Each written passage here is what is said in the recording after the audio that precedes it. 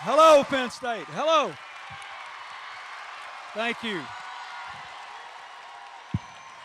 Let's give Sean Malloy another hand. He did a good job, didn't he? President of the Penn State College Dems. Thank you, T.J. Rooney, the State Democratic Chair. I'd like to thank Mayor Welch for welcoming me back to State College. Commissioner John Ike, Commissioner Rick Rogers, thank you for being here, and Diane Gregg and the Center County Democrats, thank you all. And wow, thank you for showing up. Am I glad to see you? Thank you. I think that I should begin by saying that I am here to represent, as far as I can determine, the only candidate for president in the history of the United States who had a father and a brother who played football for Penn State.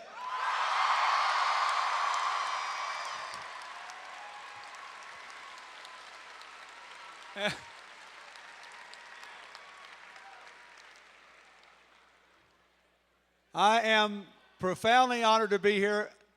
About 12 years ago, I gave the commencement speech here, and I love that. I've still got my Nittany Lion medal, and I still remember the peach ice cream I got at the creamery.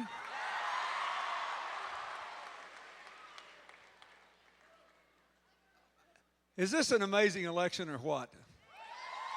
I mean, here we are. Pennsylvania is the largest state still to vote.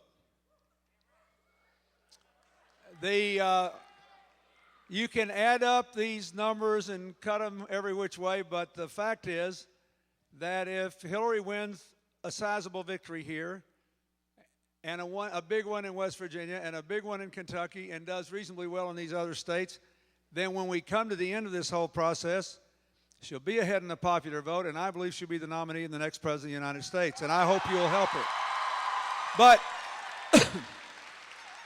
But tonight, I'd like to talk to you, maybe not in a rally form, but I want to talk to you about why I think she should be the next president. Because this has been an amazing election, and we are going to make history regardless of what happens here, right? We have three candidates, each in their own way will be historic if they win. But the important thing is for you to pick the best president. And the definition is not what will be historic about the candidate, but what kind of historic changes can be made in your lives. If you look around this room tonight, if you look at it, I wish we could have a debate about that. But you'll have time to... Look around this room tonight. I'll make my case for Hillary. If you look around this room tonight, this is the way she thinks America ought to look. Look at us. Here we are, across all racial and religious and gender and age lines, all together going forward together. That's the way America should work. We are a long way from that today. This is the face we want to present to the rest of the world, isn't it? This face. And we're a long way from that. We have to restore economic growth. We have to rebuild the middle class. We have to reclaim the future for the young people. That is what she wants to do, and she wants to restore America's leadership for peace and prosperity and cooperation around the world. That is the job of the next president. And here's why I think she'd be the best at doing it. First of all, here at home, in Hillary's words, we need a country of shared prosperity, based on shared benefits and shared responsibilities.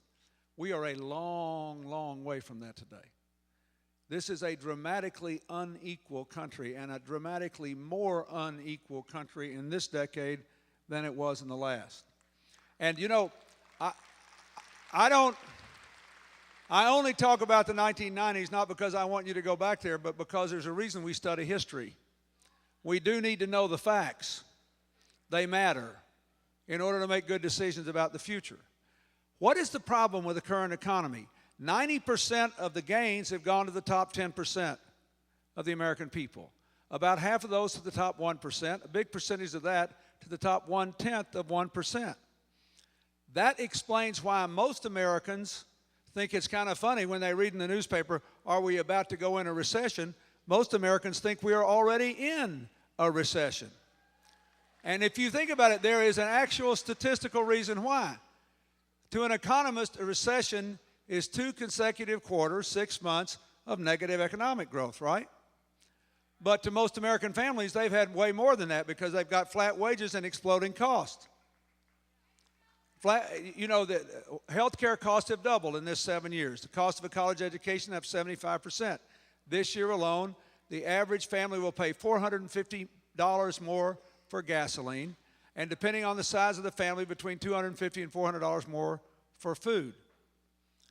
Now, how come that happened?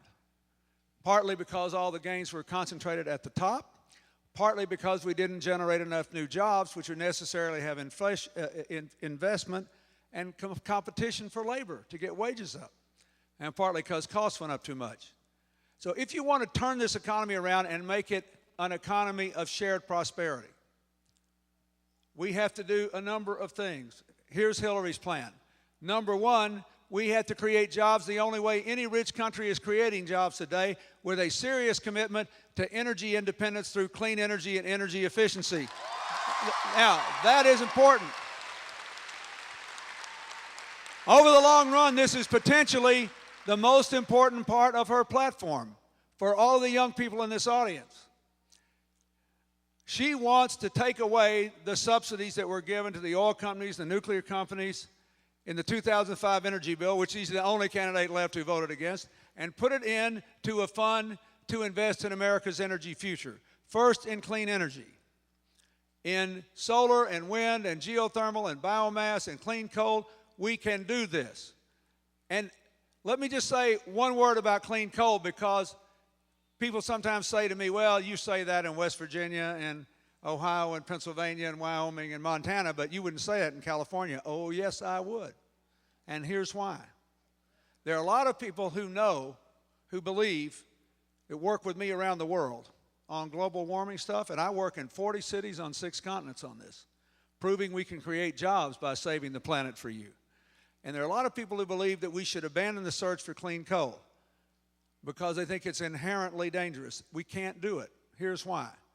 Because today, China alone burns more coal to generate electricity every day than the United States, Europe, and Japan combined, with a new plant coming online every 10 days.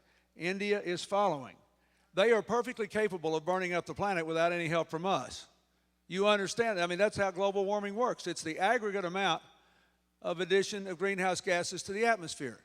Therefore, we have to figure out how either to bury the stuff in a way that won't come back, or to neutralize the process so something besides CO2 goes into the atmosphere. And if we don't do it, we may not be able to solve this global warming problem. Yeah, y'all sit down if you can and relax. So Hillary would invest money to speed up these technologies. The same thing is true with solar energy and with wind energy. We can do a lot more than we're doing now. The biggest producer of solar panels in America is a company in Ohio. They're about to open a new plant. Guess where? Not in America, not in China, not in Mexico, in Germany, where the costs are higher. Why? Because the Germans are subsidizing tomorrow's economy, not yesterday's. They use more solar energy than we do to generate electricity, even though their population is 1/3 ours, less actually, and the sun doesn't shine as much. But they know that's tomorrow's energy. If you vote for her and she's elected, she will invest the money to make it economical to put those plants in America and put more solar energy up here. It will be good for all Americans. With wind energy, the Energy Department has a study that says enough wind blows from West and North Texas to the Canadian border to electrify America. But you can't do it. Why? Because there are no transmission lines where the wind blows. So if you put the windmills up, they won't be connected to anything. Under Hillary's energy plan, local utilities would be given help to run the transmission lines to have more wind energy, more geothermal, more biomass.